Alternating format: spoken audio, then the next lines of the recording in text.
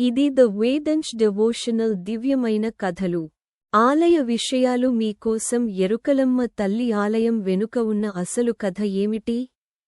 భక్తుల కష్టాలను తీర్చి కోరికలను నెరవేర్చే ఎరుకలమ్మ తల్లి మహిమ ఎలా వెలుగులోకి వచ్చిందో తెలుసుకోవాలంటే ఈ కథను చివరి వరకు చూడండి.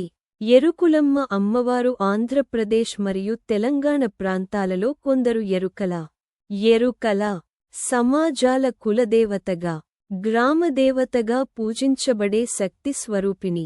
అమ్మవారు తన భక్తులను కాపాడుతూ వ్యాధులు, కష్టాలు, దుష్టశక్తుల నుండి రక్షిస్తుందని భక్తుల విశ్వాసం. ఎరుకులమ్మ కథ. పూర్వం ఒక గ్రామంలో ప్రజలు అనేక కష్టాలు, వ్యాధులు, పంట నష్టాలతో బాధపడుతుండేవారు.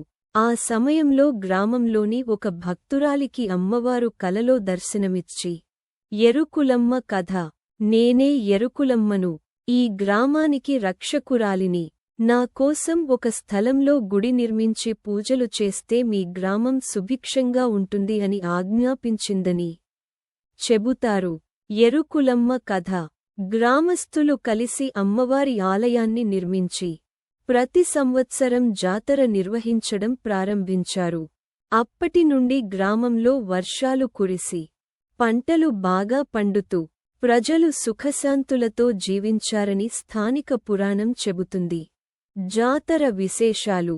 1. అమ్మవారికి ప్రత్యేక అభిషేకాలు. 2. బోనాలు మరియు నైవేద్యాలు. 3. గ్రామ ప్రదక్షిణలు. 4. భక్తుల మొక్కుబడులు తీర్చుకోవడం. 5. అన్నదాన కార్యక్రమాలు.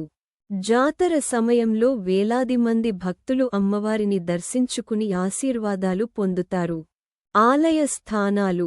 ఎరుకులమ్మ అమ్మవారి ఆలయాలు అనేక గ్రామాలలో స్థానికంగా ఉన్నాయి. ముఖ్యంగా శ్రీకాకుళం జిల్లా, ఆంధ్రప్రదేశ్ కొన్ని గ్రామాలలో ఎరుకులమ్మ గ్రామదేవతగా పూజించబడుతుంది. విజయనగరం జిల్లా, ఆంధ్రప్రదేశ్ స్థానిక ఎరుకులమ్మ ఆలయాలు ఉన్నాయి. ఆలయ స్థానాలు. తెలంగాణలోని కొన్ని గ్రామాలు ఎరుకులమ్మను గ్రామరక్షక దేవతగా ఆరాధిస్తారు. భక్తుల నమ్మకం. ఎరుకులమ్మ అమ్మవారిని భక్తిశ్రద్ధలతో పూజిస్తే 1. కుటుంబ శాంతి కలుగుతుంది. 2. ఆరోగ్యం మెరుగుపడుతుంది. 3. పంటలు సమృద్ధిగా పండుతాయి. 4. గ్రామానికి రక్షణ లభిస్తుంది. జై ఎరుకులమ్మ తల్లి.